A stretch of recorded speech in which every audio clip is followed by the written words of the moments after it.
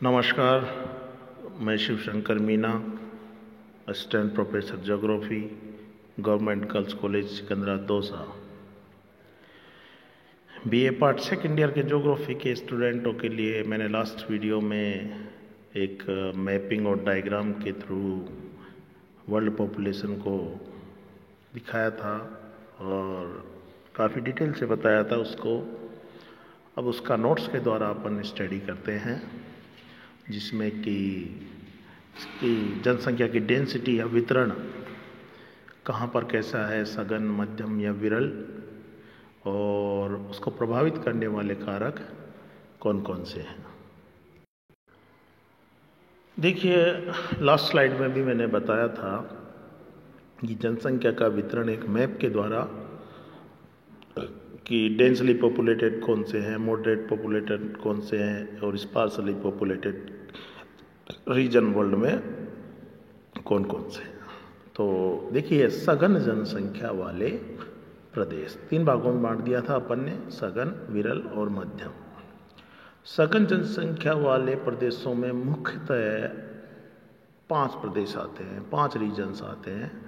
और सघन का मतलब है जिसमें जनसंख्या घनत्व 100 व्यक्ति प्रति वर्ग किलोमीटर से अधिक हो। तो इसमें देखिए, एक तो पूर्वी एशिया, दक्षिणी एशिया, दक्षिणी पूर्वी एशिया, उत्तर पश्चिमी यूरोप, पूर्वी उत्तर अमेरिका। तो पूर्वी एशिया में देखिएगा, और जो लास्ट स्लाइड में मैप दिखाया था मैंने, उसमें भी रेड सिंबल में था, जिसमें चीन, जापान, दक्षिणी कोरिया, ताइवान और हांगकांग आते हैं। दक्षिणी एशिया की बात करें तो इसमें भारत, पाकिस्तान, श्रीलंका, बांग्लादेश और Nepal highly densely populated region है। इसके अलावा दक्षिणी पूर्वी एशिया, जिसमें इंडोनेशिया प्रमुख था, उत्तरी पश्चिमी यूरोप में Britain, Germany, Holland, Belgium, Luxembourg, France, Ireland, Denmark, Spain, Italy. और पूर्वी उत्तर अमेरिका में उत्तरी पूर्वी यूएसए, दक्षिणी पूर्वी कनाडा आते हैं। इसके अलावा इसमें मिस्र में नील नदी की घाटी का जो एरिया है वो भी हाईली पॉपुलेटेड एरिया है। और जो ऊपर के 3 रीजन हैं उसमें विश्व की 58% जनसंख्या पाई जाती है। और डेंसिटी के हिसाब से जो मकाओ है वो विश्व में प्रथम है। तो इसको याद करने का एक अच्छा तरीका ये भी है कि इन चीज़ों का प्रिंट आउट लेके आप एक तरफ तो रख लीजिए जो वर्ल्ड का डिस्ट्रीब्यूशन, पॉपुलेशन डिस्ट्रीब्यूशन मैप था, और एक तरफ ये नोट्स को रख लीजिए, तो आपको याद रखने में बहुत ईजी रहेगा और मैप से एकदम अच्छी तरीके से समझ में आएगा। दूसरा रीजन है विरल जनसंख्या के प्रदेश या स्पार्सली पॉपुलेटेड रीजन्स। मुख्यतः ये विश्व में 5 प्रदेश हैं जिनका जनसंख्या घनत्व 10 व्यक्ति प्रति वर्ग किलोमीटर से भी कम है। बहुत ही कम डेंसिटी है यहाँ। और वास्तविकता ये है कि विश्व के 55% भूभाग पर मात्र 5% जनसंख्या निवास करती है। ये ऐसा क्यों है? ऊपर वाला रीजन देखा अपन ने सघन जनसंख्या का, और ये एकदम विरल, क्योंकि वहाँ पर इंफ्रास्ट्रक्चर और लिविंग के लिए आधारभूत सुविधाएं जैसे जल, क्लाइमेटिक कंडीशंस फेवरेबल होती हैं, तो वहाँ पर जनसंख्या अधिक होती है। एग्रीकल्चर के लिए अगर फेवरेबल कंडीशंस होती हैं तो वहाँ पर जनसंख्या अधिक होती है। और जैसे कि एकदम आइस वाला region, north pole, Siberian region, north Canada, तो इनमें जनसंख्या कम रहती है क्योंकि वहाँ की क्लाइमेटिक कंडीशन से एकदम टिपिकल रहती है, जो कि अनुकूल रूप से मानव निवास नहीं कर सकता। दूसरा है कि विरल जनसंख्या के प्रदेशों में कौन कौन से रीजन आते हैं। नेक्स्ट स्लाइड में देखते हैं। इसमें देखिए, एक तो उच्च अक्षांशीय क्षेत्र, मरुस्थलीय क्षेत्र, महाद्वीपीय जलवायु वाले आंतरिक प्रदेश, विषुवत रेखीय घने वन और उच्च पर्वतीय क्षेत्र आते हैं। देखिए उच्च अक्षांश क्षेत्रों में 60 डिग्री अक्षांश से ऊपर विश्व की मात्र 1% जनसंख्या निवास करती है।